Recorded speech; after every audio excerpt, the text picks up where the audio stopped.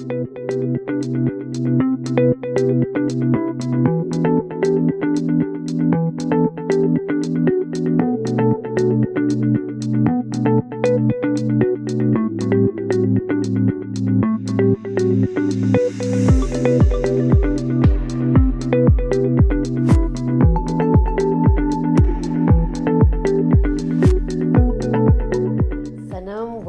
to Ananke's Women in Literature Festival. This is such a pleasure and it's such a high point for me to be able to do this with you face to face, you know, at a time where I think Zoom fatigue is real. So thank you so much for carving out space to do this. Yeah, this is a privilege. So Sanam, I'm gonna sort of back up and let's really start at the beginning. I want to talk to you about kind of the formative growing up years, right? Like, and I bet you get that a lot, but just to touch the nerve that kind of takes you back to when you were growing up, how you were raised. I imagine it was an interesting environment with art and interior design and all of that in the mix. And I guess I'm curious to take you back to that and say, what are those memories like and kind of what is salient when you think back to how you were raised? I feel old when I think back and say, oh, there were those times, wo kya zamana tha, because it really was different. I mean, we are the kids who didn't grow up on the iPad or too much television time. So there was a lot of outdoor playing, climbing trees, playing with the neighbors, street cricket, playing dress up a lot. So that's where I think that's where the acting bug came from. Yeah. Was my mother would have this pretend basket. We'd call it a pretend basket, but basically clothes that didn't fit her anymore, or torn, or she didn't want anymore, boots, hats. And because we lived in London and then came to Pakistan, so there was Eastern and Western wear. Sure. So there were hats and scarves and coats and boots and shalwar kameezes and saris and all of that. Yeah. So we just dig out outfits from that basket and play dress up and then become characters. I guess there was a lot of reading, there were a lot of books. My popo lives in Paris, so whenever we go visit her, all of the Hollywood musicals, so that would be from My Fair Lady, Sound of Music, Marilyn Monroe films, a whole bunch of Elizabeth Taylor films. So there was that influence also where one wanted to be a Hollywood starlet. Yeah. And then there was, when we came to Pakistan, there was a lot of the Indian Bollywood influence. Yeah. And then there were a lot of plays my mother would take us to see, Fiddler on the Roof and stuff, and Sesame Street was an obsession. Yasmin Ismail plays coming back to Karachi. So there was so much influence of, I think, film and theatre and television. Well, not so much television, but film and theatre, that is something I knew. Samson and Delilah was the first film I think I saw in the cinema here at Nishat. And I was like, oh my God, that's what I want to do. Yeah. Not so much cinema, but theatre. I just wanted a curtain to part, and I wanted the live audience there, and I wanted to put on a show. So the dream was to join the West End or Broadway. Yeah. I did apply to RADA, but I think my mother was diagnosed the first time that year. So I came back, I don't know if I got in or not. And then, what did I do? I did a lot of school plays, and I had the privilege of working with Rahat Kazmi. Yeah. And then I did Blackfish, which was a stand-up comedy troupe. Yes, we all remember that. I was 15. I was the youngest. Yeah, yeah. And I think that lasted about 4 or 5 years, but eventually everyone had to go off then either to college or they got shifted to another country for work. I had to go do my A-levels, and I took that gap year off.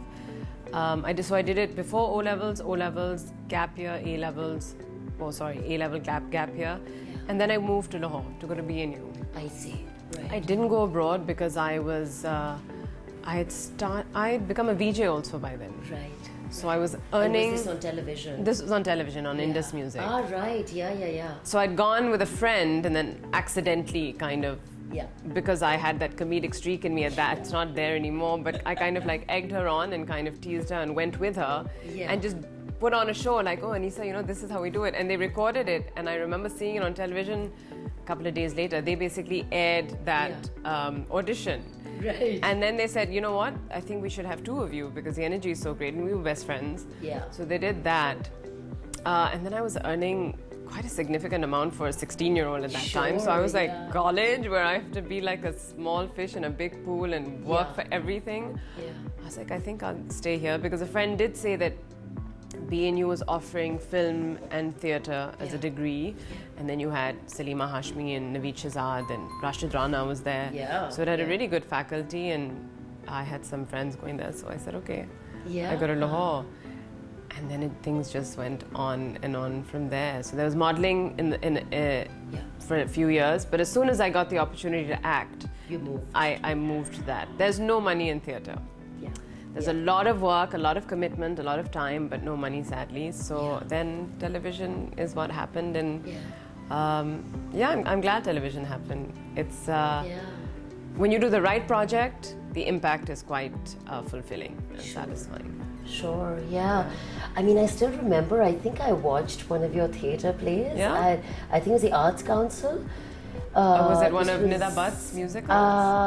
I watched that too, actually, now that you bring that up. But I think there was an Urdu one with maybe Shan as well. I'm not, or maybe I'm forgetting. Yes, Dhani, exactly. It was Dhani, exactly. Yeah. But tell me, Sanam, what was sort of the family's reaction and role in this trajectory? I was a good kid. I didn't get into too much trouble. I wasn't a goody two-shoes, but I didn't get into too much trouble. I would finish my school assignments. I'd get decent grades.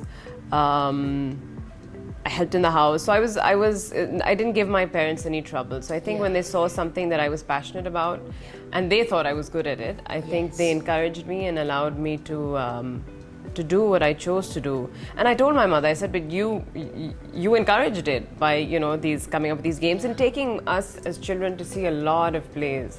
Whether it was street plays when we traveled to visit my relatives in the States or in Europe.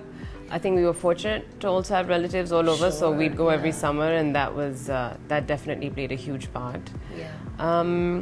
So I think they realized that they kind of encouraged it or maybe planted that seed, and when I was serious about it and was able to make a living off of it and be happy and sustain myself, I don't think they had a problem. Also, my father and his brother are closet comedians. So I said I said, look, it's in the family. Like, they grew up in London and they cannot speak to each other without breaking out into a Cockney accent. It's very bizarre. But it's just the thing they do, and it's really funny. It cracks everyone up. In fact, they went. A friend of my father's was doing the Daniel Pearl film here. And so he said, I'll go see if there's a part for you. And I said, I'll be anything, Sure. So he went, my father went with his friend, and someone over there was like, why don't you come and read to my father? Right. So he read for a part. In fact, my father's brother was also with him, and both of them played in fact, my father played the CPLC in charge, and my chacha played one of the ministers in it. So I was like, there you go. Goodness, that is amazing. And also, just staying with comedy for a minute. I mean, I was talking about this last night with my family, and we were like, we remember Blackfish, right? And it was just outstanding and just such a first for kind of Pakistan as well, right? And for Karachi. And I hadn't really planned to ask you this, but because we're on it, that must be hard, or do you feel like it just comes naturally compared to all the other stuff that you're doing or have done? Improv is hard. Improv is hard. It becomes second nature with a lot of work. So we would meet about, I think twice, maybe 3 times, but at least twice a week we'd meet. Saad Haroon was the troop leader. And we would rehearse for hours, like practice, get to look, listen, react was the thing. So we would play a lot of games that would help us sharpen our mind and wit. And he'd throw things at us, and we just kind of got comfortable with each other, got comfortable with awkward situations, and just learned to sharpen our minds to, I mean, that's what improv is all about, right? You're just got to be really quick on your feet, and whatever the audience throws at you, you've got to take that and make it funny. So I think we practiced a lot on our own, and then... And it always depends on the audience. If you've got a great audience which is giving you that energy, it comes naturally. When you've got a tough crowd to please, you're kind of struggling, that not laughing, then you've got to pull out some tricks.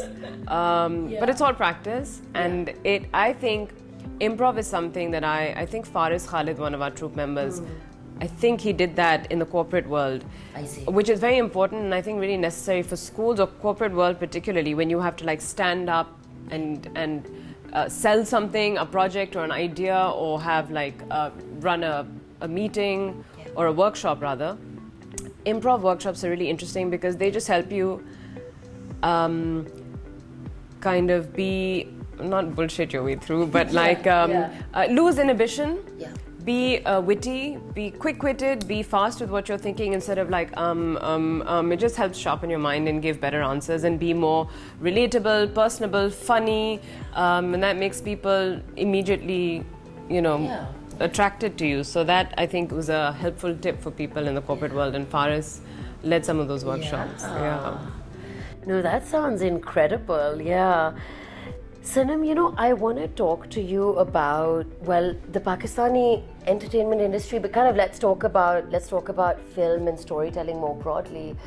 And when I think about, but kind of anchored in South Asia, I suppose, when we think about cinema and we think about, let's just say storytelling, right? Because like it's not just cinema, you've been with television and now OTT and all of that.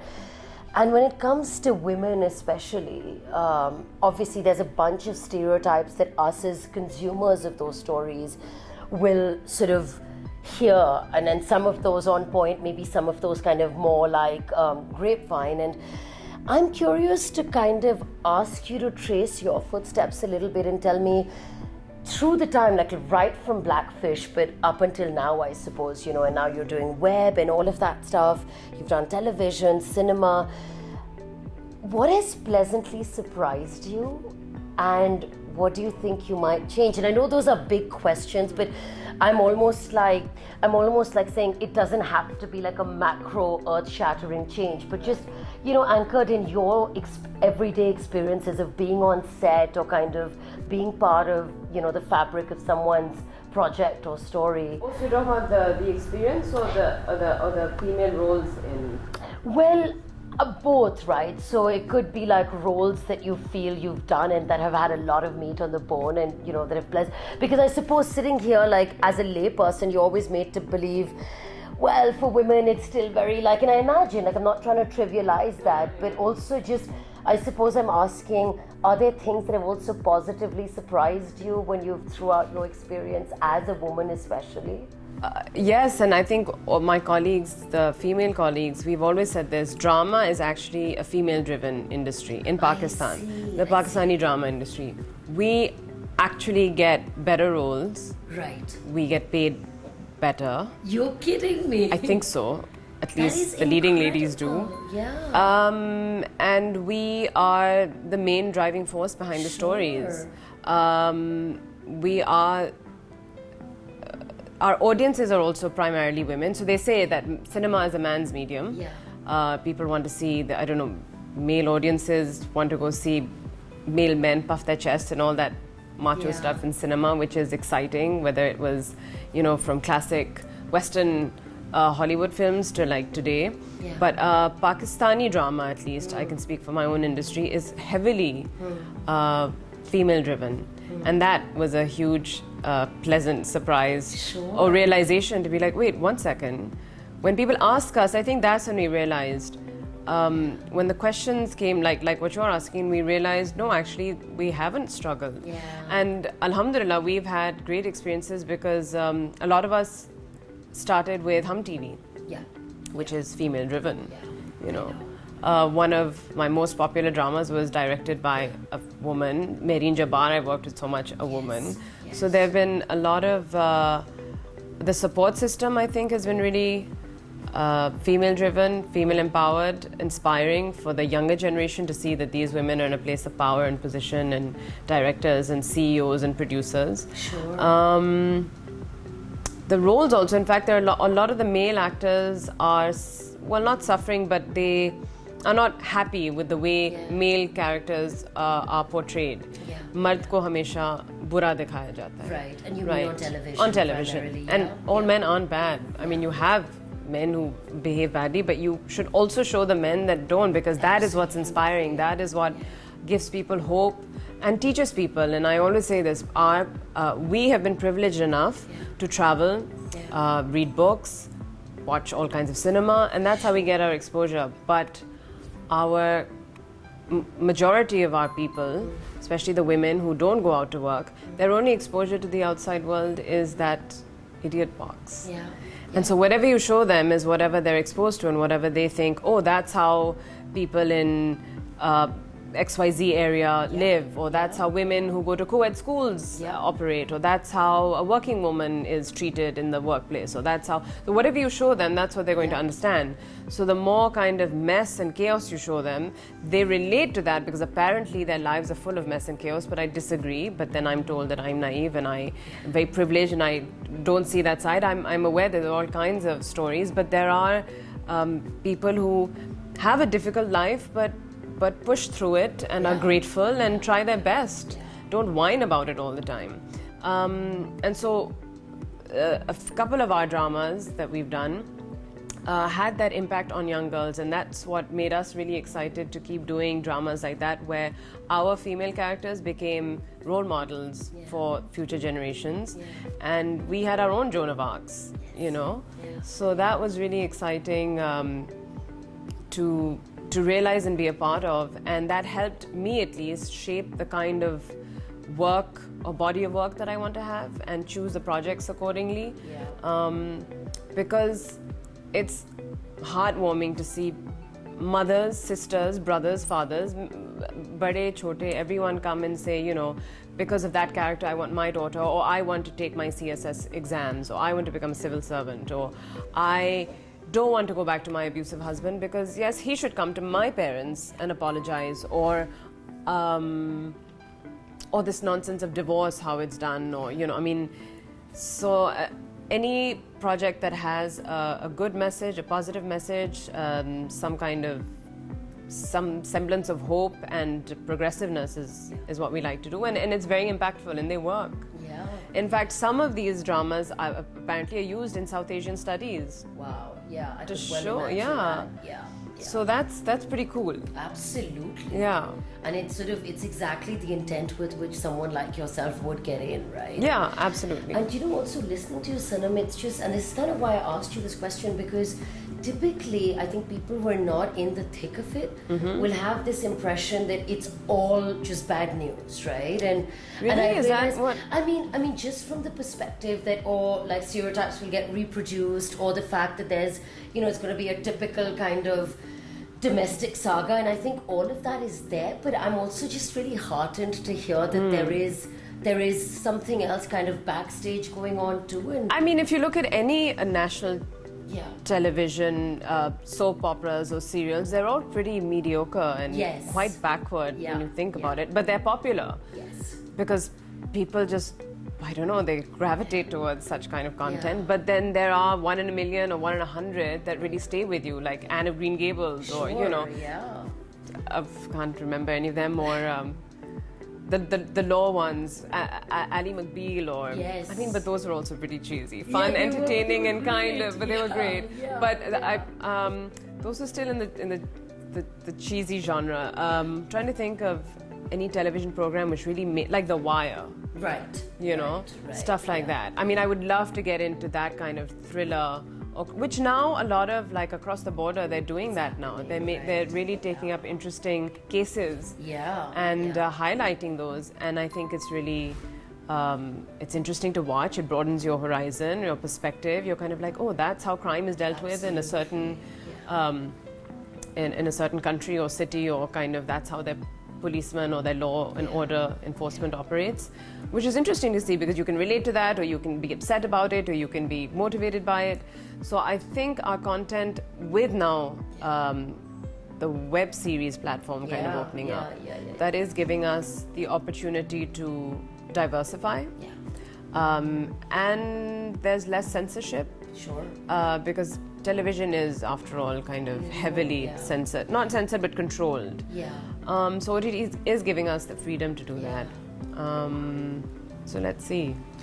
And you know, I find it interesting that you spoke about people kind of across age brackets and just different demographics, and I feel that too. And even about you in particular, I'm like, so there's obviously young people, and we'll come to this a little bit later, but there's also just, I mean, there's a reason why you're a household name, right? And I feel like, so that's like, my mum would know, and then I would know, and there would probably be a generation below me that would know as well. And I think that's really where it starts becoming powerful. And also with trauma, I mean, this is kind of digressing, but I suppose one has to sift through it, and you realize then that there is good material. Like, I recently watched Parizad, and I have to say, you know, Sanam, this is not really part of the conversation, but I was really, I mean, I found it really compelling. And I suppose it makes me realize, like, you can't just paint everything with the same brush. One in 1,000. Yeah. There is a gem that comes out maybe every 2 years. Yeah. But then those remain there, kind of, they never get old, and people watch them over and over and over again, and they kind of become a part of our culture and our identity. The bad ones, or the not so great ones, kind of one forgets, but the ones that are good and leave an impact, they're a piece of the puzzle that kind of. Absolutely. And I think people like watch it agnostic to privilege. So I mean, like, our house help will watch it and will know you, and I've watched obviously Zindagi Gulzare and Diyare Dil and all of that, and I just think I just find that so powerful. But that's the power of television. Exactly. You know, it comes for free in your living room every day. And so we become a part of your family. Yeah. And you know, Sanam, I find it so interesting that Ammi would be watching it along with, like, the woman who's worked in our home for like 30 years, you know, and they will bond over, like, like I was showing her pictures before this interview, you know. One of the Western OTT platform channels on, then you completely like. Absolutely, like, there's an immediate, very discernible barrier, right? Yeah, no, absolutely. Sanam, I want to talk about, you worked with Asim Abbasi more than once now. You know, so there's Cake, and then there's the upcoming web series, right? Yeah. And as I was telling you earlier, you know, with Asim was ahead of me at school, and I've spoken to him for a couple of podcasts, and now with, obviously, we've just seen snippets of your upcoming web series just on Instagram and stuff, and it looks like, again, completely correct me if I'm wrong, but it looks like there is, at the moment, it looks enigmatic, and there's so much mystique around it, and I loved, like, the sort of the pop-up yellow that we saw, you know, in the static images. But then also, I think Asim and Fawad said that there's a bit of magical realism in it, and I suppose I'm kind of, without over-intellectualizing it, but, you know, when I think of magical realism, I've always kind of gone back to, like, Gabriel Garcia Marquez and that really, like, you know, classical stuff. And I guess where I'm going with this is that it's just so incredible that a web show coming out of South Asia is embedding elements of that. And so I wanted to ask you about working with Asim, and I felt this obviously speaking to him, but you've spent like months and days kind of very much part of the fabric of the world he creates. What sets Asim and his, I don't even want to call it a brand of filmmaking, because, you know, whatever he produces just seems to really be the exception rather than the rule. He's that exception. Yeah, exactly. And I'm like, he's the antithesis of everything you would expect, like, of toxic masculinity and all of that. And talk to me about the experience of working with Asim, Sanam. We're always trying to figure Asim out. He's half Pathan, half Sindhi. I see. We're like, okay, that's a very random combo, and like which part of which culture do we? And none of his work. Well, Cake was very Sindhi family, right? But very progressive. Yeah. And then he has 3 or 4 older sisters. He's the youngest. So he's got a lot of female influence in his life. He's an ex-investment banker who then turned to, I mean, you know, but his scripts are a dream. His scripts are a page turner. You just get sucked into it. It's you connect to each and every character. He's just really got a special gift, and the fact that he is the director also makes it even more kind of. It's just the best experience for an actor to work with the director who is the writer also. You don't have to refer to the writer again, or kind of, can we change it, or step on anyone's toes. You can kind of move along as you rehearse or as you shoot. So Asim scripts. Now he's done, even his short films are really interesting, but Cake, Sisters, family-oriented, very simple story, but like just a a dysfunctional family, which everyone is. Then Chudels, which is badass and just the most exciting piece of literature I've ever read out of South Asia. It was just delicious and so exciting. And then I read Barzakh. Right.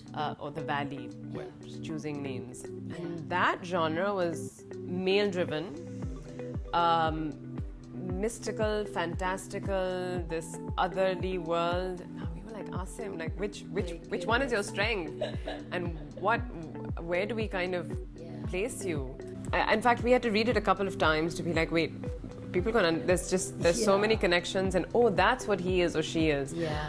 So I was really excited that he offered me the role of Sherazad. So this time I think the female energy in Chudels drove him mad. He said there were too many women. There were too many. So he said it was great, but I needed a break from all the estrogen, and so for the first time he's kind of had a more male-centric script, which is now a web series. But also Cake. I mean, I remember I said this to Asim. I interviewed him for Churels. Post, like, after a while, after it had come out, and I said to him, like, as someone who watched Cake, and I say this to you as well, like, I just feel like it was Pakistan's kind of like Dil Jata Hai moment. Because it was, you know, Sanam. I feel like you guys were obviously so closely involved, but for people who kind of, it's like a tether for so many of us watching, and just in the sense that it was a watershed, and I think it still is, and I think Asim, as you know better than me, really embraces the fact that he is, you know, he's got that uniqueness, and I find it so interesting that you're like, even within himself, like there are all these different verticals, and how exciting. Can you say when it'll be out, or? Sometime end of this year, but apparently the Berlin Film Festival is now open to series, I think. So I hope they kind of send it in for that maybe, which will then delay it further, because I think you have to first release it at the series at the festival.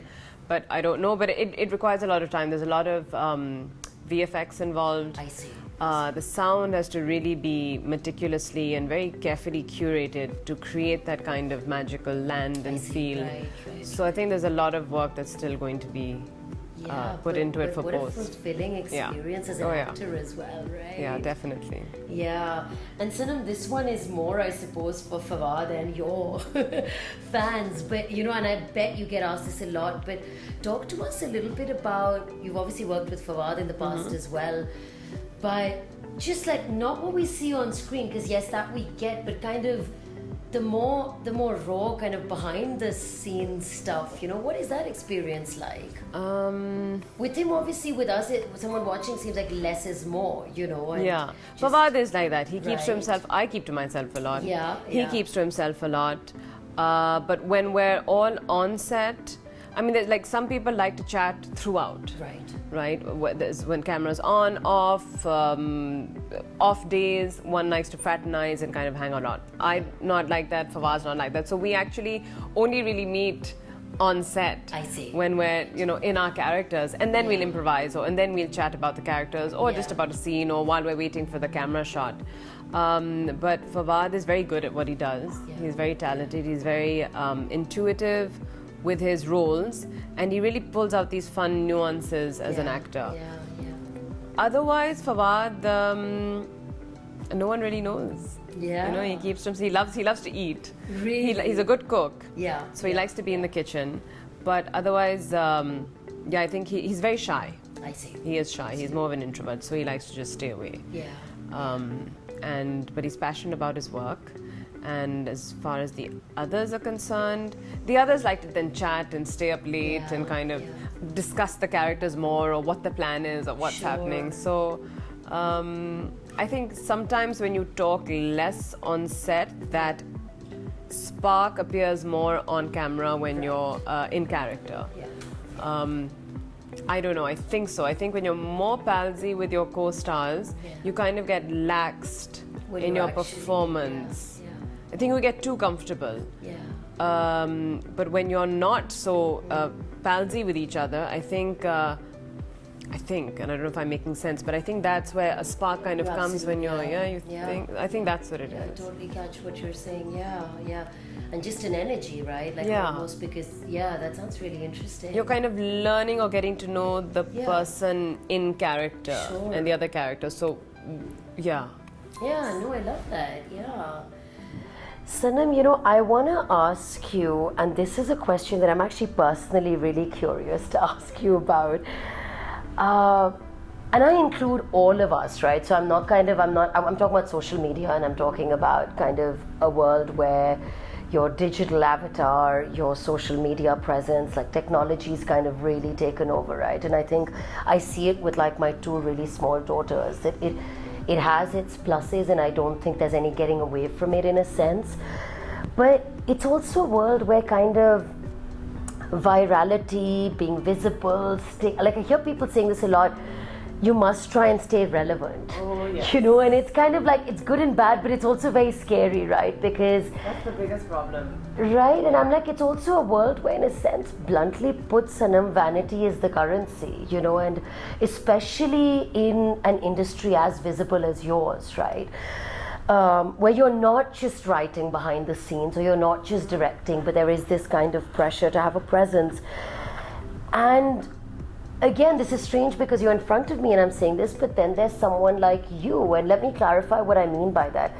I mean, like, from my exchanges with you to coordinate this interview, right, to like when I spoke to people to say we're doing this, and someone was like, oh, I know her through a common friend, or I've been with her at a social event, and the first thing, I kid you not, Sanam, that everybody says is like, obviously because you're massively successful, but it's like, she's so grounded. And I know it's strange to hear that, because it's like, also because I know humility obviously is a big part of who you are and your identity, and that's amazing. But I'm sure it's, of course, part of it I'm sure comes naturally, but there is kind of this surround sound, and there is kind of this chatter that all of us are a part of, and I suppose in the life of an actor that gets amplified. And us watching from the outside, like, I find being grounded and being in the industry almost like oxymorons, right? And there's all of this stuff, like working with Asim, Fawad, Zindagi Gulzar, everything else that you're doing, right? Like the web series you did before this. Talk to me about that. Like, how does Sanam Saeed not get carried away? And I'm genuinely asking that because I'm like, I want to imbibe. I'm not. I mean, of course, we're not anywhere as successful as you are, but just to pass it on to our kids, to just the world around us. How does this happen? Like, practically on a day-to-day basis. I think it's just a natural personality type. Yeah. It is an oxymoron to be in this industry. I keep saying I'm in the wrong. I hate getting dressed up. I hate going to events. I don't like attention. Yeah. And it's like, but why are you an actor then? That's all an actor does, is get attention. I like my characters to get attention. I don't like me to get attention. Yeah. Which is why I enjoy acting, because I actually am shy. I mean, I don't.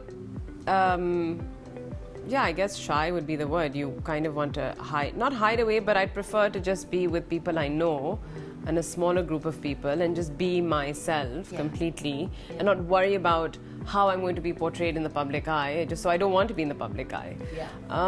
It is tough, and it is definitely something that is my weak point. In fact, very recently, one of the channel heads had something, a social event, and I went out, and they said, oh my God, you never come out, you need to be seen more. And he very flatly said, I'm just saying, jo dikhta nahi, wo bikhta nahi. It's true. Right. And I was like, you're right, but I was like, main star banne nahi nikli thi, I started this to be an actor. But it's been so long, and I still haven't understood, or I fight it, that's part and parcel of the thing. Like, if you, an actor, you need to put yourself out there to get the roles, to get the endorsements, to sustain that career. Otherwise, it has a shelf life. Sure. So it's in our hands to sustain that shelf life by kind of being out there and showing the industry and I think your audiences, how you look at every stage in your life, how well you're able to maintain yourself, how versatile your roles are, do more work so that you're constantly in the public eye. But like we were talking about earlier, it's 1 in 100 or 1 in 1,000 good projects. Yeah. Yeah. And everyone wants that good project. Sure, yeah. So do I just do any work just so that I'm on TV? That's what a lot of people say to do. Yeah. Yeah. But my work is so dear to me and it's such a strong passion that I hate it when it becomes an ordeal and I'm unhappy and I'm just miserable. It's miserable.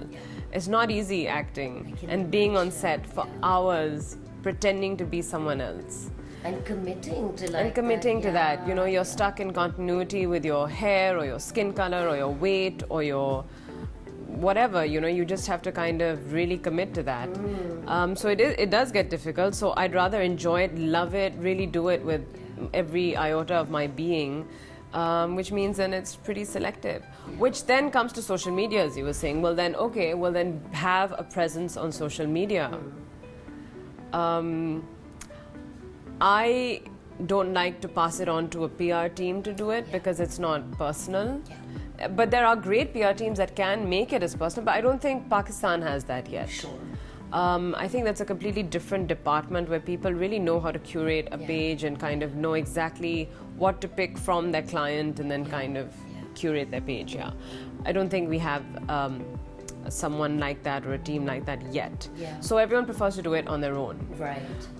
So is it like most people within the industry are actually managing it on their own? I think so. Right. I think right. so. That's so interesting. It is an addiction. We're all addicted to our screens, right? Even if I'm not on it all the time posting myself, I am reading about things or seeing other things. So we are addicted to it. I find it, I struggle to capture every moment. And it's nice when I see some of my friends or my colleagues, they have great Instagram pages where they really know how to, capture the right moment. But I'm like, but it's so stressful because you lose the moment actually. Yeah.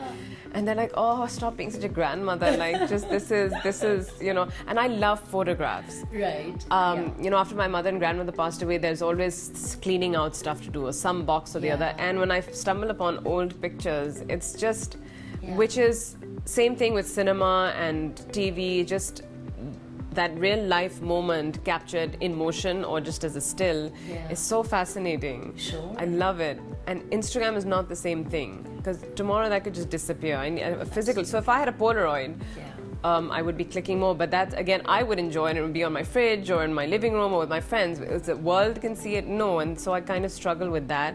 But yeah, that's a sore point. My sister's always after me. My manager's always after me. People are always after that. You got to post it this time. You didn't. You went out and you didn't post. You got ready and you didn't take a picture. No, I didn't take a picture. I can't. I'm sorry. And then you need a team to either do it for you. Then, so they've done it. And then if you want to manage your own page, well, then we've taken the picture for you. Now post it. Oh, sorry. Yes. No, not at this time. At this time. Oh, sorry. God. This is too much work, guys. I mean, I can't do this. This is being a social media influencer is a different job description. And that's also very difficult, but they're passionate about it and that's what they do and that's what most of their time is taken up doing. Getting dressed, taking pictures, going places, taking really cool shots, using all the apps and all the filters and whatever. I'm an actor, I don't know how to do that, or I can't do that. But if you look internationally at any of the young actors that are kind of hot at the moment, their Instagram is everything. Wow. Whether it's musicians or actors, across the border or in the West, their Instagram pages are banging. Exactly. And I'm not even at 1 million because I can't buy. Sure. And it does affect work. It does affect work. When I'm getting an endorsement, a lot of them come after me, but then they'd obviously, then it's not that I think I'm someone, so obviously I'm just like, I've been in this industry long enough, I know I'm professional, this is what I demand. But obviously when I'm thinking from a client's point of view, it's like, well, we'd give the same amount or less to someone who has more reach. Right. Fair enough. Again, then I enjoy then taking projects, even if it's commercials, with the brands that I use, that I like, and that I can add value to. Sure. So I guess I like to be liked. Tabu's my role model. Yeah, You know? oh, that's beautiful. Yeah, and I think the kind of not so out there actors who continue to do great work and are really lucky to have amazing projects, I think I just keep my fingers crossed and really hope and manifest that good projects fall in my lap without me having to kind of put myself out there. Sure. My hope is that people who are casting kind of know that I'm out there and remember my work, and will give me a call based on that. Yeah, it's tough. God knows we need to hear more of that, Sanam, because I hear you, like, it is so stressful, I think, just for anyone who's on these platforms, and let alone someone who's actually always in the public eye or kind of famous, a celebrity, and just kind of that tussle between this is a moment, and yes, I want to have this up on my wall somewhere, but just the ability to try and get it perfected, and, you know, it's kind just of too instant stressful. shot. The only people who might convince me, the only reason I would maybe make an effort to do it is when the fans really just want to see a sneak peek of your life. And when some of them kind of write to you, then it's like, okay, I'll do it for you. Yes. You know, not to put myself out there so that I can get more work or so that people remember me, but because I understand the value of fans getting to know you a little bit and being a little, having some kind of a personal connection. And they're very sweet fans. I mean, all us actors, I think we've got, you know, whether it's a massive fan following, a small fan following, local, international, whatever. You know, we really are where we are because of the audiences. And so if there's anything I'll do, it'll be fun. But Sanam, no wonder Fawad, Asim, and you would be a fabulous nexus, right? Because I think that's the mantra it seems like the three of you have. Like, I don't see any of you like over present, right? Yeah. But Sanam, you spoke about role models, and you know, I wanted to stop there for a moment and say you spoke about Tabu, and I wonder, is there anyone else that springs to mind as someone either past, present, fictional, non-fictional, that you maybe admire or look up to? I mean, people like Lauren Bacall, but like, you know, so from like Marilyn and all weren't. Judy Garland was, Lauren Bacall was for a long time. In India, I think it's always just been Tabu. No one's no one compares to her for me. I mean, I love the others, they're great, but they're stars. Sure. Not to say that Tabu's not a star, but I just like how she's just doesn't put herself out there so much, and yet the recent roles she's done, they're fantastic. She looks amazing. Her work is really fun. She's always a treat to watch. In Pakistan, Sania Saeed. I mean, look at what she's done in Sarmad Khusart's new Kamli. Did you see the? I haven't. Oh my God, I haven't. that is beautiful. Really? Sarmad is someone I really admire too. His work, and Sania is another actress that I think her work. Saba Karim is doing it, and Saba Karim is fantastic. She's pretty phenomenal. But in terms of a role model who's been in the business a while, Sania Saeed would be one of those. And it seems like whether it's Tabu or her, just again as someone from the outside, you feel like they're just comfortable in their own skin. And there isn't this, but that's great. Sanam, I wanted to talk to you. You know, we spoke about this earlier, and I've listened to, you know, I think you had your podcast with Mahira, but even on other platforms, you've spoken about your mother. You've spoken about kind of, you know, your time with her, but even sort of losing her. And of course, I don't want to kind of take you back into a dark space right now, but what I do want to kind of talk about is, you said it's been 5 years, you know, since you lost her, and obviously she's been a life force, probably continues to be in different fashions and forms. And I remember listening to your conversation with Myra and just feeling like, you know, it was really moving, but it was also, I suppose, just really, you probably weren't intending it for it to be like that, but it was real, it was poetic, it was powerful, it was relatable, right? I mean, I feel like it was all of those things. And when you think about loss, you don't always associate it with those sorts of things. You know, when people are talking about other things, like you're like, okay, but, and I wanted to ask you today about 5 years down, or even through this time, you know, feelings also morph into kind of grief, and loss morphs into a sort of recollection, into a kind of precious recollection, and we find ourselves kind of navigating that water in different ways. Talk to us about your mother a little bit, and about just the imprint that she's left on you, her impact on your life and your being, and how you choose to remember. So I think the groundedness comes from my mother. She was very straightforward, very confident in who she was and her skin and her surroundings, and wasn't afraid to do a man's job. I see. Wasn't afraid to like, oh, nee, I can't because, Flan will do it, or the man of the house, or a man will come and do this job for me. My mother was the type who would fix the busted sink or change the bulb or the tire, which taught us how to change a tire, and not be dependent on anyone, but be self-sufficient. So I think that, and then she was, I didn't know too much about makeup and long nails and blow dries, because my mother wasn't like that. My mother wore jeans and a shirt, or was, her Sherwani style shalwar kameezes, but makeup and clothes was not from my mother's side, which is, again, that's to completely trickle down. I don't like getting dressed up just like her, but just wanting to be comfortable in our own skin. Consideration is a huge personality trait of hers that I always admired, and I missed a lot after she passed, and anyone that I saw that quality in was something that I was instantly attracted to. Kindness and consideration. Everyone will have a story that they remember my mother by, which usually ends up being a tale of how she helped them in some way, particularly the elderly. A friend's mother, keeps falling down or something. She's like, why haven't you installed those holders? She'll get the guy and she'll have those handles installed in the shower area or by the sink, by the bed, whatnot, or just ways to make the elderly more comfortable. And I think that's come into me also, because I helped take care of my grandfather, my nani, my mother when she was sick, and my dadi. And now my dadi's sister lives with us. So we tell everyone in the family and our friends that the Saeed family is the house where we're the nursing home. Send them to us. We're all highly trained and very good at making the elderly comfortable and kind of giving them company and chatting to them and just kind of helping them.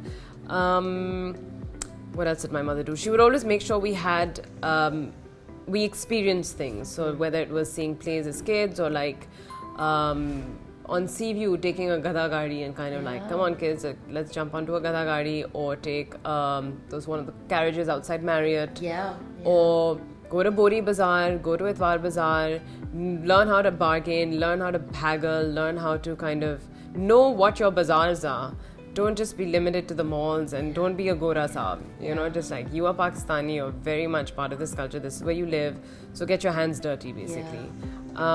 She would go take us to visit relatives that lived in every nook and cranny of the city, and not just be comfortable going to the defense relatives.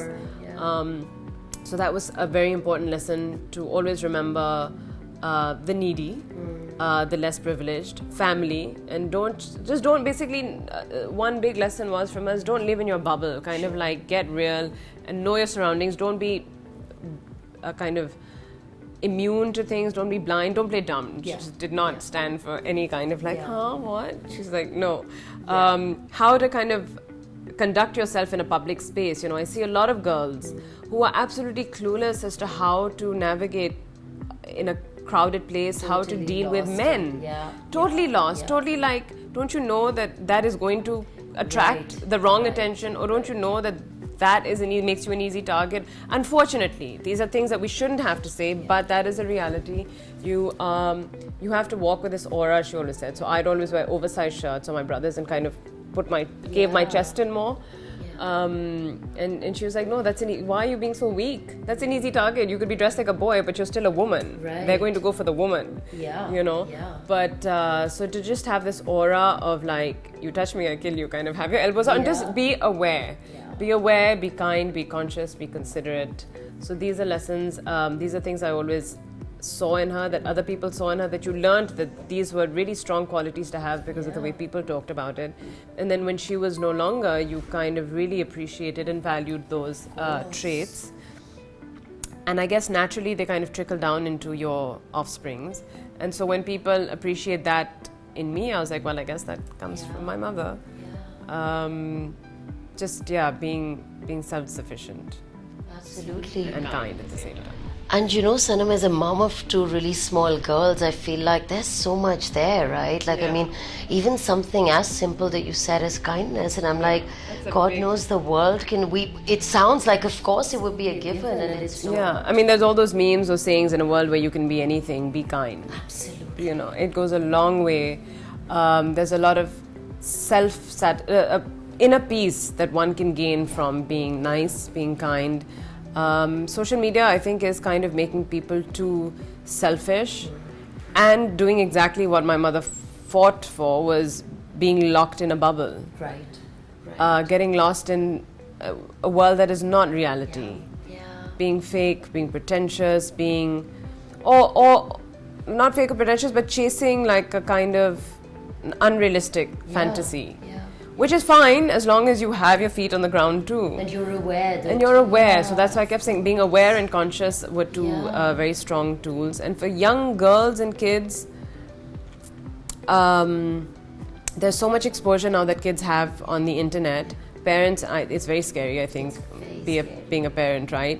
But I see a lot of cases with friends, colleagues, if, God forbid, some kind of sexual harassment case or molestation case arises, parents are not supportive of the children enough. Yeah. They're too embarrassed or too caught up in what will people say or think. Absolutely. And often with friends we have these discussions, because there are some friends who are like, well, my parents did nothing and that uncle still came over. Yeah. Or my parents just told me to zip it. Or my mother just done whatever, you hear these and I'm like, these are horrific stories I'm hearing from people I know, from independent, educated, privileged, well-traveled women, children, families. And then you've got a couple of my other friends and myself who are like, no, the moment I told my parents, she's like, my father took the shotgun off the wall. Yeah. Or my mother went, and even if I said I didn't like him, he looked at me funny, or he just grazed my arm or something, my mother would go for the neck. You need that kind of support. And that, I think, helps. That experience as a child really shapes your adulthood 100%. and affects your relationships with people, affects your relationship at work, affects your self-confidence, just affects your being. It's such a small what do you call it? It's such a small, not incident or experience, but lesson or support that you can get from a parent.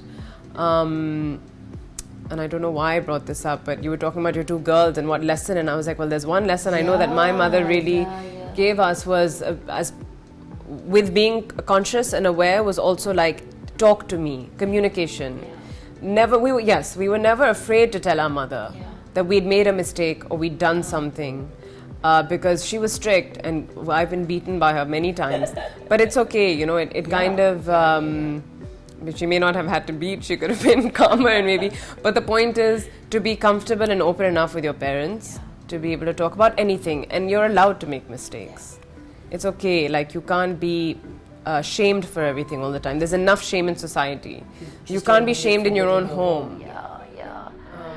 Sanam, bilkul, मैं यही सोच रही थी listening to you. I was thinking about this as well, just the openness of dialogue and a conversation in a bedroom or around your dining table. Abu was like that with us, actually. I mean, Ammi was too, but my father really was. And you're so right. I was at a parent-teacher meeting for my older one. That was the first one ever, like a couple of years ago, because she's only 5. And the teacher said, Saba, till 7, they're like sponges and they soak up. And listening to you, I think you're kind of making the same point to say, मुझे पहले होता था कि 5 साल की है क्या समझेगी, like what am I, and I started realizing now any little window I get, even if we're like waiting at like a bus stop somewhere or like for a train somewhere or whatever, coming back from school, I'm like, inse baat karo, it's and it doesn't have to be preachy and didactic all the time, but observational banter. Absolutely, exactly. Did you see that? Did he pass? What a nice bag she has. Oh, that flower. Did you see that sign? Oh, the cloud. Or 100%. Do you want to give your seat to that person? Do you think that just making them aware of their surroundings? And somewhere later, I feel like It stays. It There's may that absolutely. bank which all that information is kind of dropped into in the savings account, and it kind of Yes. it comes into play when you need to. It becomes second nature. It's part of your Bilkul, instincts. bilkul. And I feel like, I mean, again, I don't want to kind of stereotype, but I think there's still work to be done in South Asia, across the world, but in South Asia, as far as, speaking and this openness goes, right? Because I feel like there's still this parenting model which is going on fear, and I think something that I saw within my own home was very, very similar to your mother, where it was like, I'll come home at a certain time, not because Abbu ek danda leke khade honge, but just because out of respect, I suppose. And I'm like, that is tough to achieve, right? It's easy to kind of do that on the basis of, I'm really scared and I'll come back home at that time. But whereas I would be like, no, I want to stay out. Right. I'm old enough now. When I was younger, I was yeah. like, okay, yeah, you have to. I mean, there's no way you can argue. Yeah. But when I was at a certain age, where I was like, okay, 1 second. Yeah. Bila wajah ke coming home at this time, like Makes no I've got sense. a phone, Yeah. call me. You got my friend's phone also. Yeah. And if it's getting late, Mom, I'm going to call you, or Baba, I'm going to call you, and you come and pick me. I'm sorry, but like this is when else am I going to be able Absolutely. to do this? When you're a teenager, you have your right to do that. As a kid, you have a right to do that, and that's what parenting is all about. And parents are parents for the first time also, so they're also learning along the way. It's very much The best ones are the ones who don't repeat the mistakes that their parents made. Sure. You naturally do that because that's all you know. Yeah. But that's where a little bit more of an effort, I think, and it's hard. to not repeat those And just mistakes being and conscious break of that not and being reproducing conscious. that. Yeah. But Sanam, when I listen to you talk about your mother, I'm like, it all kind of, not to take away any credit from you, obviously we're all our own people, but it just explains so much, right? Yeah. Sanam, I want to talk a little bit about, kind of moving towards, of course, the more literary sphere, and I know that's been woven and stitched into our conversation, but just a little more front and center. Like, is reading very much, I know you spoke about kind of that being a part of your formative years. Is that still something you do? And unfortunately not as much. No. Scripts is we're limited to reading scripts, but no, I used to read a lot as a kid. I think I've read every single Roald Dahl book. I loved my literature syllabus when I had My Family and Other Animals is something I could read over and over again. To Kill a Mockingbird is my all-time favorite book. Really, it is my favorite. I recently read The House of... And then I was wanting to get into more South Asian writers. Just to look, basically to adapt maybe some of them for screen, but also just to... I should know more of my writers. So the last one I read was The House of Clay and Water by Faika Mansa. Like I really enjoyed Danyal Mohyuddin's In Other Room Under the Wonders. That was really fun. I'm just like, he needs to write more. I'm looking forward to reading Mira's and yours. Yes, thank you. So yeah, but not enough. Like I would read 2-3 books a month. Now, one in like 4 months, just awful. But that's because of the addiction of the phone. Sure. It's that instant gratification. It's that, and it's awful what social media has done to us. Or if I just speak for myself, it's kind of. I never had any kind of attention deficit disorder, but I think my attention span is shortened. You want that instant gratification, and also you get bored so easily because you can swipe or whatever, scroll, swipe, anything. And in a book, you're like, you have to read the whole thing before you can swipe. That's right. So, which is very unfortunate, and that's just a matter of training the brain. And I've trained my brain very badly, unfortunately, because of social media. Haven't we all? Scripts I still read because there's a vested interest in it. And I have to read and I have to know what I'm committing to, so I will read a script. And if I just can't get past the first chapter or the first episode, then I can't. Which is why Asim scripts have spoiled me. I was going to say that, right? Like it's the closest one gets, or it's better in some ways. And it's like you can't compare it to Asim scripts because it's just a very different style of writing and a very different genre and a very different experience, and you're not always going to get Asim scripts to work on. But you're with him the second time around, and that's beautiful. Yeah. Yeah. It was 2 months in Hunza. But I also feel, Sanam, कि अगर बचपन में भी, if that was a part of what sort of just reading, was a part of the milieu in a sense, and none of us really read as much as we want to even, right? I'm not even going to say we should, but just like as much as we might want to for a number of reasons. But I feel like, and I try this with the girls as well, कि that does in some shape or form also stay with you, like the books you're talking about. Because we read a little bit, I'm able to pick up or enjoy going to a bookstore. Yeah, or enjoy Asim scripts, yes, because that's your, absolutely, And again, I don't say this coming from any kind of patronizing space, but I feel like even if I'm sitting with like 5 people, and it's a bunch of people, right? So someone would have read like Isma Chugtai, someone would have read like, I don't know, like someone completely at the other end of the spectrum. But in a moment, you can just say that, you can tell that that person was or is a reader. Right, yeah. And I guess what I'm saying is that you can strip it off beyond just like the content of the book, and I think there's so much more that stays with you. Yeah. And that brings me, Sanam, to the final, stretch of the questions. But I think so much about this, not just as a parent, but I think maybe as someone who works at NYU, but also as someone, stories are something that I think all of us crave. And I think about Pakistan, but beyond that, and I'm like, how does one raise a creative generation, and within all of this, amidst the context of what we've just spoken about, and there's the work that you're doing and Asim's doing, and, a few other people, I suppose, in this part of the world are also doing. And I hate to kind of frame it as, Sanam, people look up to you but what I'm saying is like they talk about your work, right? I'm not even going to say you, but they talk about your work and of you by association. And again, earlier we spoke about the fact that that's like a whole range, and your repertoire of work is such, right? That there would be my mum, but then there would be a bunch of other people. And what makes you optimistic, Sanam, about, because I guess let me frame it like this, that yet I know we've progressed, but yet I listen to like people and parents talking about bankable career law, like at NYU I have people saying, can you convince my parents of like why I should be studying social sciences? And I'm like, I don't know if I can, because I'm not sure what they're looking for. And I'm broadening it up to say, acting's kind of part of that thread, right? I think because I had kind of artsy parents who, they didn't do their masters, they stopped at a bachelor's degree, and they chose careers that they wanted to do or were passionate about or fancied, or maybe not so bad, but they just kind of went with the flow. My parents were hippies in that sense. So I can't speak for parents who maybe would have been, the parents of, or had been lawyers, doctors, engineers, or CEOs of companies, and then their children turn around and say, I want to be an actor. I'm sure they'd have a heart attack.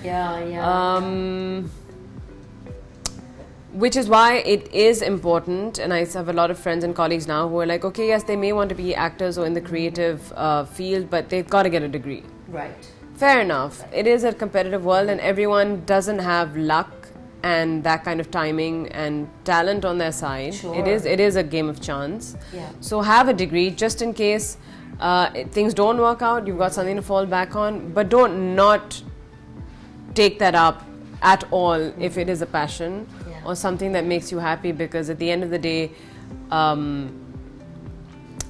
you look back on the moments that made you happy, not on the moments that kind of brought you money. Absolutely.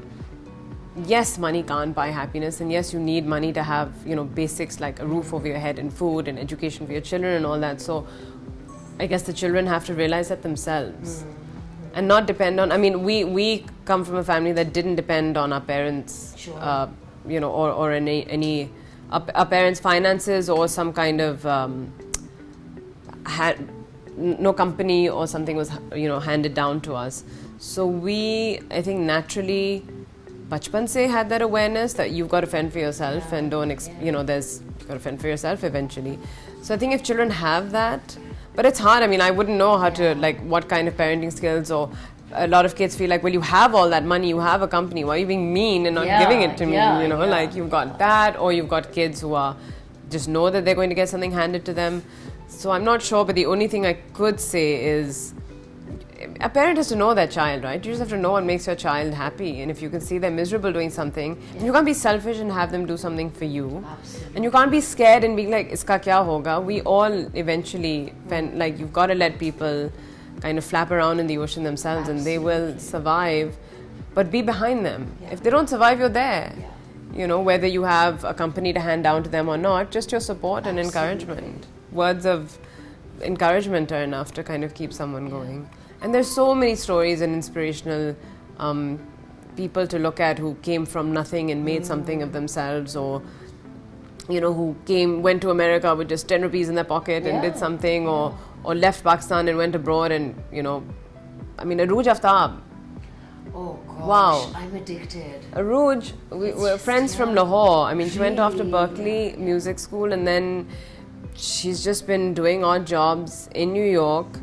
And then from odd jobs, she went into a video production. Arooj, don't kill me if you see this, but I think she went into a production company or something. But she continued on with her music. She continued on making music, doing collaborations, aista kar karke, but she was passionate about it, and she's won one of the most prestigious awards and most recognized, the biggest award in music was a Grammy for the best global artist, which is fantastic. And she left Lahore and did that. That's just unbelievable. Yeah. And that's a story that's very, like, it's rooted in someone very real. It's like, it could be any one of us, right? And it's just, So that's really exciting. So you have, and maybe her parents would be like, music, what kind of career is that? New York, mein tum kya karne ja rahi ho? I don't know if, I mean, if they felt that way. Her father's artistic, but she did what she wanted to. And I just feel like, how would you know? How would you know? Right? Even if she didn't get that Grammy, she's very happy making her music and doing This what she is does. the She's very happy living in New York. And just being herself. Bilkul. This is the other thing I was going to say. Like, I think it's amazing that she has. And I recently stumbled upon her stuff. And I had it on loop, and I was thinking, even apart from like the official accolades or the recognition, I mean, she probably thinks it's just been a rewarding journey so far, right? And she's just been at it for 15 years at least. I mean, if I go back to BNU, she wasn't in BNU, but I met her when I was in Lahore. It's about 15, 16 years ago. I mean, absolutely. That's really, really inspiring.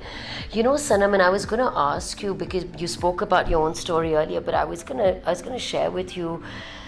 Like a few winters ago, I was sitting in a class at NYU, and we'd invited this guest speaker to come and talk to our students. And you know, he was talking to them. He was a headmaster of a school in the UK, Sir Anthony Selden, and he was talking to the students, again undergrad ke students hai. उनसे बात कर रहे थे about, you know, kind of just being in the moment, and again all of this, like, it's so frenzied, but how do you remain mindful? And he quoted something. I think he was quoting Sir Henry David Thoreau, but it wasn't I don't think this is the exact quote, it's a rehashed version.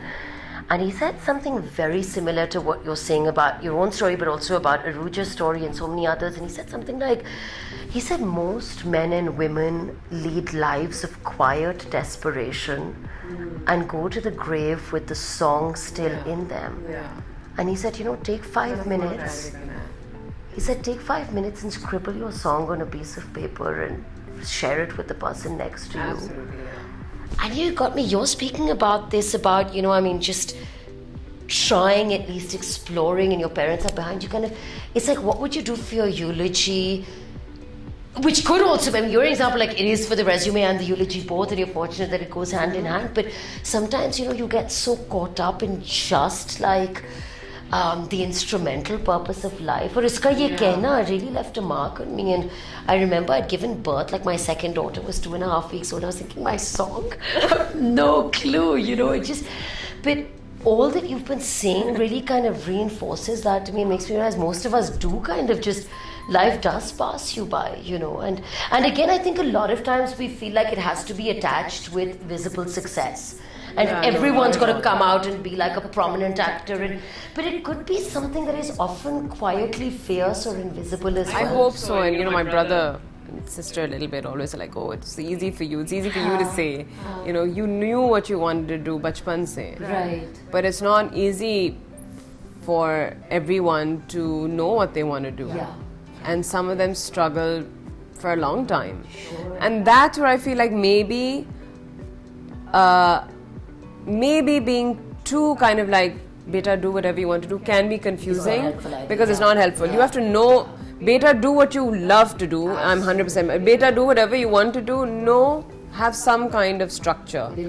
And that's where the parents come in and kind of push you towards or encourage you to do something or make sure that you finish a certain course or a degree in something. I mean, my siblings have graduated, but they never ended up doing what they graduated in. Right. You know, so, but it was a struggle to finally find what they wanted to do. And for that, I was like, parents, you should have maybe pushed them a little bit in the right direction, a little bit. I got out of it because I knew that this is what I want to do always. That doesn't mean the other two had the same thing. So for them, I was like, that's where parents being kind of hippie in the sense, it's not detrimental, but I do feel that's where parenting could have helped a little bit for them to decide or choose what they wanted to do faster and not wait so long in life to find what they wanted to do. But parents who stand with like a knife over their kids' heads, that stress and pressure is not right either. So I mean, it comes down to balance, everything. It's kind of like a balance, but allow the child space to explore. And to almost unearth and discover, right? Because it's not easy to always have that clarity, and I think that's a process of exploration too. Yeah. Sanam, I'm going to end with some quick questions. I hope like they're fairly straightforward, but just fun. Tell me, Sanam, a Pakistani actor you really admire? I mean, you did say... I did say Sanam Saeed. Yeah, I was just going to say. I admire... Gosh, you know, now they're honestly all of them because so many of them are mothers. And their careers are flying, mashallah. My gosh, like, but that is so reassuring to hear. Yeah, I mean, all of them, all of the superstars right now, my colleagues are mothers. Yeah. Ikra bounced right back. It's just... Aiza's doing amazing. Myra's always been a mother. She joined, you know, she's already a mother when she joined. And they're doing so well, and it kind of gives those who don't have children hope, or those who have children and think like, oh, bacha ho gaya, so life is over. So I think, and then you have Sanya who doesn't have children, who chose not to, and she's got a great career also. So there's no one person. Yeah, there's a bunch of them. There's a bunch of them because they each have their own strengths. You know, Saba's very daring, and I really admire her courage. Myra's so charismatic, and I admire that strength of hers. Yumna is another talent that I really admire her. Been watching her a lot recently. Yeah. There's Sanya, who's always been there. There's Mary Jabbar is a female director, is someone I always look up to as well.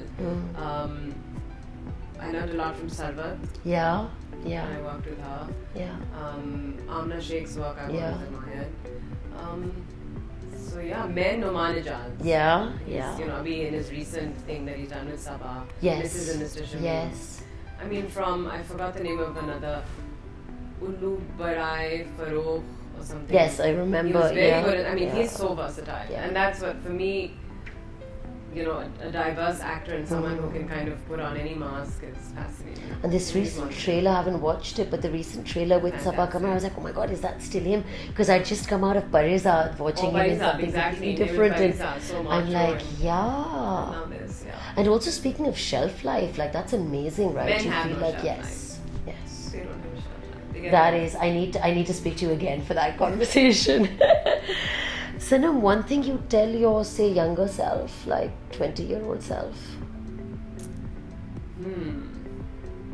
Although I know you were lucky because you had the clarity. So to slow down. To slow down a little bit. There's no rush. I think that's the only thing I can think of. Yeah. Otherwise, I give myself a pat on the back. Yeah, but that's I would great. definitely say slow down a little bit. You know, you don't have to, but that's what youth is. Of all course, about, that yes. You have that You're on this fire treadmill. and energy to kind of Yeah. And sort of retrospectively, you realize, slow down. You know, no there's rush. There's a time for everything, and you'll get that time, that chance. Maybe that I wish I'd gone abroad to study. And not gotten like complacent with like, oh, I'm making money here and I've got a career here now, so let me just stay here. I think it would have been a great learning experience to have taken on that challenge and just been a nobody, a nothing, a small fry in a really big pool and tried to make it there. Maybe. Or even not my 20-year-old self, even my, well, not my teenage self, but maybe like my 26, 27, 28-year-old self. I could have gone abroad then too, but I just became too you were doing well, and it was like, because that's really an industry or part of the world that I would have loved to explore. Bilkul. Kind of, checked out roles, or because I know that I can fit in there. I've got Urdu and English on my side. So I should have done that earlier. I mean, it's never too late, but that is one. And that's what I was going to say, Sanam. Like, I feel like, I understand where you're coming from about having done that in your or started that in your 20s, but of course, like, still, right? I was just too complacent and scared. Like, what am I? How? I just was not. It's too comfortable. And that's one thing one shouldn't be. Sure. But like they say, like, never say never, right? Yeah, never say never. Yeah. Sanam, what song is on? Look at Humayun now in The Crown. Yes. Oh my goodness. Yeah. That was unbelievable. But exactly what I was trying to say to you. Sanam, what song is on the playlist right now? All of Coke Studio Season 4. Yes. Excellent. Yes. I love the young energy. I love the fusion. I love what Abdullah Siddiqui. Abdullah Siddiqui and Zulfi have done. Yeah, that's on my recent playlist. No, that's it. It's wonderful. Stories to you, Sanam, in one word. What would you say stories are? Or maybe not one word. One word.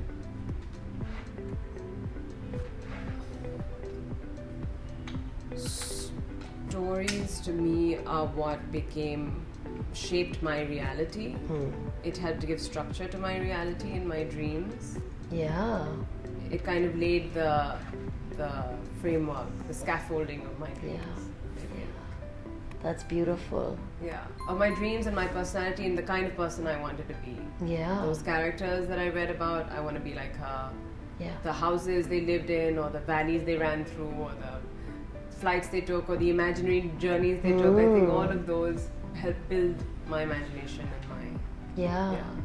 And I love, Sanam, that stories and your own, whether professional journey or life even, I suppose, identity to some extent, to a large extent, like, it's probably hard to disentangle, and you probably don't want to, right? Like, and I think in one of your interviews I'd heard you say, like, and it just really resonated with me when you were talking about choosing roles and characters, and you're like, it's not necessarily always about what will be received successfully or what kind of, and it's more like the process is the prize in some ways as well, right? And always, that really resonated. Worst thing about being an actor? There's probably no worst thing, right? Of course there is. The best and worst thing about being an actor, well, the best part is playing all these characters and expressing all these emotions that you wouldn't in real life, and so you get to, as a human being, experience every single kind of emotion, which is not possible in real life. I don't think so. Like, anger is not something I express or that I feel, but my characters can be angry. They express a lot of anger. So I feel like because I get to do that, I'm able to remain calm, or I'm able to get by a situation where I don't get angry. But then I think about someone who's not an actor and is unable to get angry and just never is able to express themselves. It must be a lot of pent-up emotion inside them. Absolutely. So one great thing I think about acting is that there's no pent-up emotion left. Somehow or the other all comes out. And like with Cake, and I always say this, I cried as Zara for my on-camera mother. So by the time I held my mother as she passed, I was okay. That had come out then. So that's the best thing. For me, that's the best thing about acting. And then, of course, the perks, the love you get from everyone is quite... that's really beautiful. It really gives meaning. Like, I think we're really fortunate to get that kind of appreciation and love, not just from friends and family, but from strangers. It's really very valuable. And ways in which you've just touched people's lives who you may have never met, right? Social work is something that I'm also passionate about and I want to do, and that's the same thing, right? You get that satisfaction of changing someone's life or making an impact on them some way or the other, even if it's just spending time in an old home or something. So a lot of the projects also that I do, I try to do, which is why I like the ones that have a role model angle to it, is that if I can't, or if I'm not doing enough on-ground social work, where are projects that I can make a difference in someone's life for the better, like really help change their future. So that satisfaction I get as an actor. The worst part is what we were talking about earlier, is that you have to put yourself out there and constantly remain in the spotlight to sustain that shelf life. So it's hard to kind of find that balance of being just an actor and enjoying those private moments and moments in character on camera versus kind of sustaining that and being out there for everyone. But also I might add, there's people are like, oh, actors are so finicky and they're so touchy and so sensitive, unke nakhre bahut hain. But what I have realized, and I realize this being myself and being a very patient actor, because I understand the emotion it stirs in me when something isn't happening, when we're not getting that attention. I understand how people who are not so calm, why they may lash out, because it is very difficult to pretend to be someone else for hours. You're operating on two levels. You natural instinct of how you walk, talk, eat, interact with people, but then you're also kind of taking on this other energy or kind of tapping into another level, dimension of emotion, where you're pretending to be someone and you're sustaining that emotion throughout the scene or throughout the day or throughout that period of time that you're there, especially on location. You know, your body language is a little bit different, your heart beats a little bit differently. When you have to get angry in a scene or you have to cry or be romantic, your heart is fluttering naturally how it would in a situation, but you want your character to also feel that. So you're actually going through a very different, it's like dimensions or another layer of mind, body and soul experience, which gets really draining and no one understands that. And you have to look pleasant on camera. Everyone is working hard. I mean, the gaffer or somebody holding the light or moving the heavy weights, it's all exhausting. It's physical manual labor, which is very tiring, but he can make a face about it. That's right. I can't. That's right. And that's where a little nauz and nakhra of an actor, I feel, is you have to uthao the nakhra a little bit, or uthao the nakhra, you only say uthao the nakhra if you're not aware of how to treat an actor, how to make sure that they're taken care of, so you don't have to uthao a nakhra, you just know that they'd like to have good food. Not food that is going to pack on the pounds and then the director's going to say your cheeks are too big. So you need good food that doesn't make you sleepy, that sustains your energy, clean bathrooms, and just a kind of environment that is peaceful and not noisy and rowdy and smelly and obnoxious and whatever. I mean, stressful. Sure. You know, so that's why actors need vanity vans. So they need a space where they get to, because you need that quiet time. Sure. So it's very important. I feel like that's an aspect that is often overlooked or seen as an actor having too many, not airs about themselves, but why do they have all these demands? What do they need this for? This is what we need it for. So that was just one thing as an actor, good or bad, but one thing that I feel like the industry needs to help kind of. And that's super interesting because you're right. Generally the impression is very entitled or whatever, you guys get paid so much, you guys get dressed up and makeup and people running around, it's true, but there's so much more to that. Of course. And this craving for that little downtime that you mentioned, right? You gotta pull it together and then. Noise in the head. And sometimes I think this, Sanam, completely random, but I'm like, and maybe now all these years in you don't do it, but also just at some level of consciousness of what has this scene come out looking like, and you're not always going to be running behind the camera, but I'm sure there is subliminally at some level that pressure to think, I'm not sure, I'd like to know, and there's a lot of, I suppose, emotions, but like you're saying, it's definitely at different dimensions. Which is why I'm like, look, makeup artist, look, director, DP, that's your job, to make sure that I'm the director, that I'm performing, makeup artist, DP, that I'm lit well, that my hair's fine. I can't look at all that. So Yeah. I don't often, like Yeah. you also asked if I check the frame. So if I check the frame, I'm going to be constantly being like, oh, that Yes. wasn't right. Oh, how they would. I mean, Yes. if whatever. If it comes out fine, great. If it doesn't, that's Yeah. fine too. Yeah. I then get too, for myself, then I get too caught up in the I other can things. And I'm imagine. like, I can't look at it. Just you tell me. Yeah. You think it's good, I'm good. And that's where you trust like the team that you're I signing trust up the team to. and I'm always like, right? "Ah, I wish I looked at the frame. And often when I have like an Asim thing, when I look at the frame sometimes, Yeah, yeah.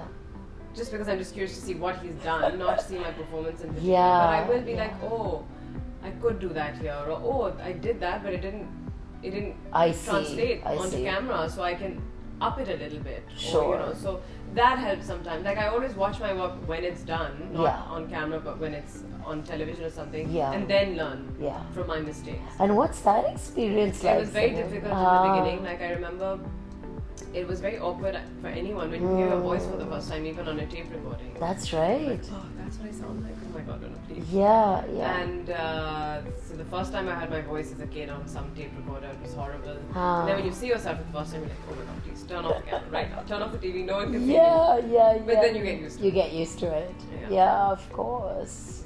Sanam, tell me an irrational fear, something that keeps you up at night. Dying alone. Hmm. Yeah, that's one thing injections. Really? Scared of injections. Yeah. Like I think that is a very irrational fear. I cannot. I'll faint, or I'll scream, or I'll cry, or And what have you something. done through this time? I can't take injections. I mean, I remember as a child being chased by my parents to sit down. And I'm like, that's traumatic. But I guess we have to take our shots. Or whatever. Yeah, I mean, I yeah, don't know. yeah. But I cannot take a shot. Hmm. Yeah, blood tests, I had to work up the courage. It's something coming out, but something going in, I just can't It's just- have something yeah, going in my yeah, system. yeah, It kind yeah. of rejects it. Yeah. So there's that, and there's dying alone. Yeah, that's something because being lonely is something that Yeah, the thought of that makes me sad. yeah. Yeah.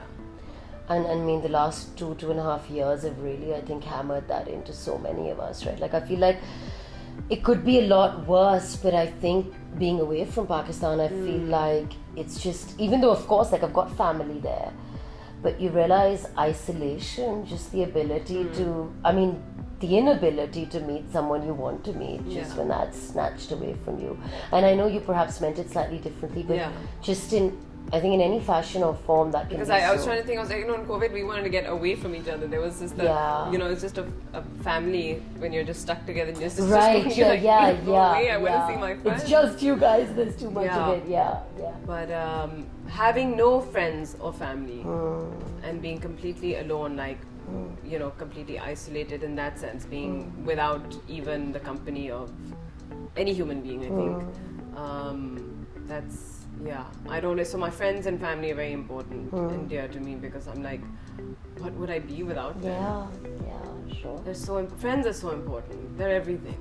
Absolutely. You know, they're just as important as family. Yeah, yeah, yeah.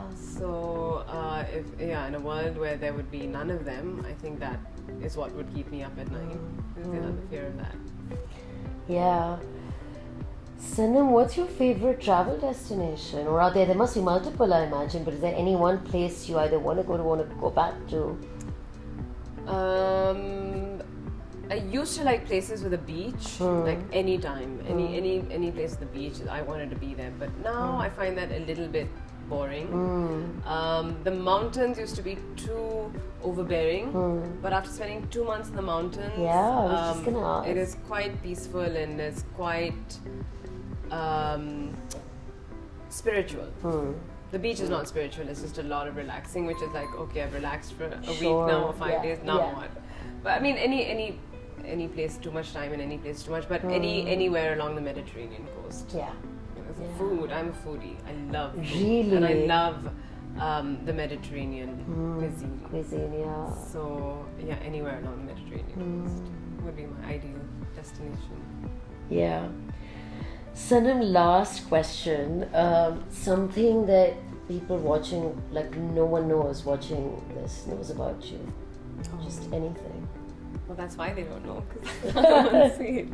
No, I'm Well, I didn't Well, I actually guess know you're a people didn't foodie, think, but well, yeah, I'm a foodie. I don't think people assumed I was shy. They assumed that I'm very confident. And I've said this too many times because no one knew it, but I think now they do, that I was a national swimmer. Really? Yeah, for the Sindh Olympic team. Well, not like Wow. the Olympics, but Yeah. that's what we used to call here in school. Yeah, yeah, Sindh yeah. Open. Yeah. No, that's pretty much it.